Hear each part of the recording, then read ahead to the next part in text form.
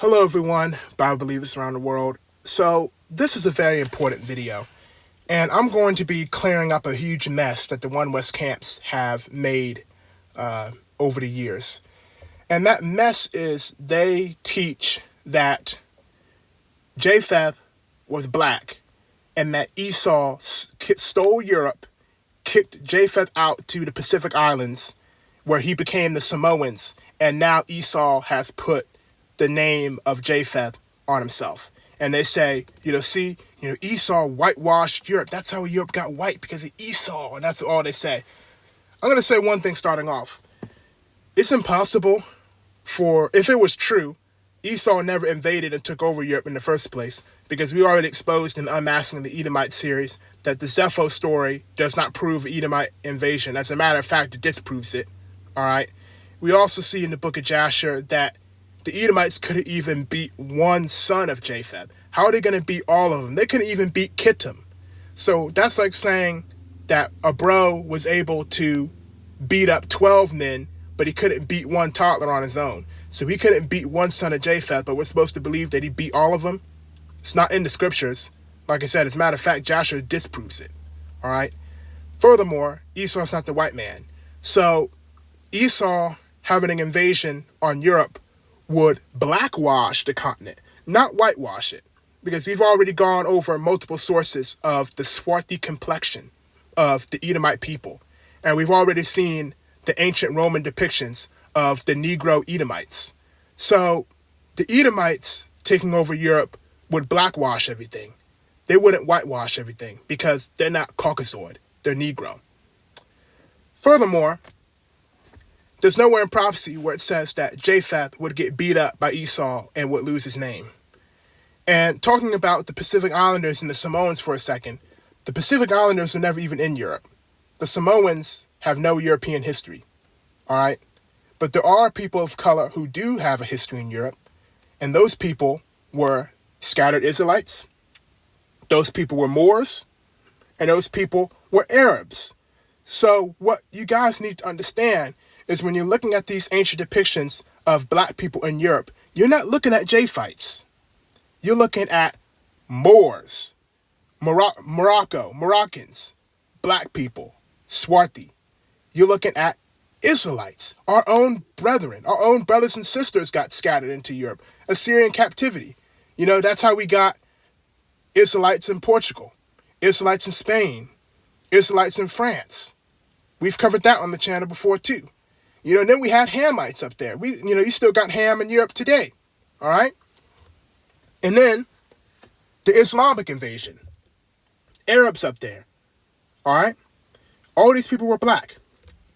So when you see these people, this is not Japheth. And the Arabs knew this. When you read the ancient writings of the Arabs, these are black people, they talk about Japheth being the white man. And that's funny because when you look at the ancient writers of different ethnicities, the white man is not just calling himself Japheth. The other nations call the white man Japheth. When you read Arab legend, they believe that Japheth is a wild barbarian people from the north. And then you read the barbarian history of, like the whites in Germany and, the one Westerners talk about the wild man and stuff. Those are the people who the Arabs linked as being descendants of Japheth. And then you have Josephus, the ancient Bible scholar, who people are now linking the possibility of him being an Israelite. The Israelites linked white people as being Japheth. So you have Arab nations and Israelites linking the white man to being Japheth. All right. And I'm currently writing a book. Now, this book is called Japheth, the True Father of the Caucasoid Peoples. Now, this book won't be available, like in a bookstore where you can buy it physically. But my plan for that book is that I will put all of my sources and scriptures and stuff in that book and break them down. And I will teach out of that book when the new version of the Finding Japheth series comes out later this year. That's the plan. And in that book, I'm going to cover the false doctrine that Japheth is the Pacific Islander who got kicked out and sent to the Pacific, and Esau stole his name. And one thing I would like to say about this is people who teach this, they don't realize how blasphemous they're being to our Creator, the Most High Yah. Because when the Most High Yah gave Ezekiel the vision into the future, keep in mind, this vision hasn't even been fulfilled yet. So the vision of prophecy that the Most High Yah gave Ezekiel is closer to you and I's time period. This is modern days. This is like 2040, 2050 type of stuff. And you know what Ezekiel saw?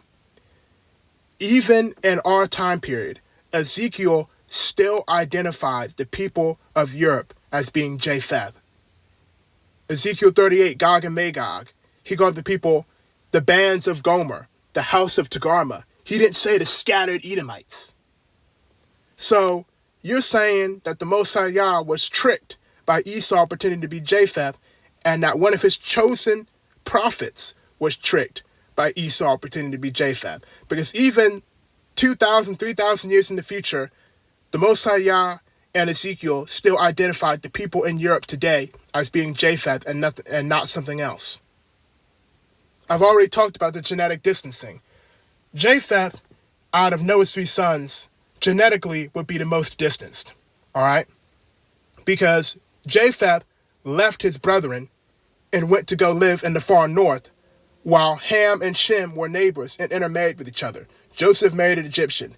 The Israelites intermarried with the Canaanites multiple times. So, genetically, us and Africans would be closer than us and Japheth because we lived near each other and married into each other's lineages, so we have similar DNA. But Japheth was not close to us and was not intermarrying with the Israelites and was not intermarrying with the Hamites. You can't find a single instance in Scripture where a Japhite married an Israelite or married a Hamite. And when you look at the DNA, it supports that. Because you look, and a lot of white people don't even have any African DNA, which debunks the Esau's the white man doctrine, because Esau built his nation off of African women twice. So he would have tons of African DNA. He would be 50% African. And then if he was related to us, that would show, but he's not. So the DNA even proves it. I hope this helped and I wasn't just rambling on, but the point is, these blacks aren't Japheth. The reason you think that is because you haven't been educated to learn about the Moors. All right?